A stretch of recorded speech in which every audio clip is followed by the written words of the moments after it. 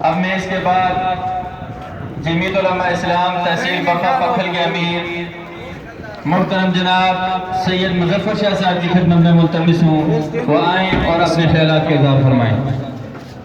نحمدہ ونصلی علی رسول الکریم، اما بعد۔ مانسرہ کے غیور عوام، آج جمعیت علماء اسلام اور جماعت اسلامی نے یہ احتجاجی مظاہرہ مہنگائی کے خلاف رکھا گیا ہے۔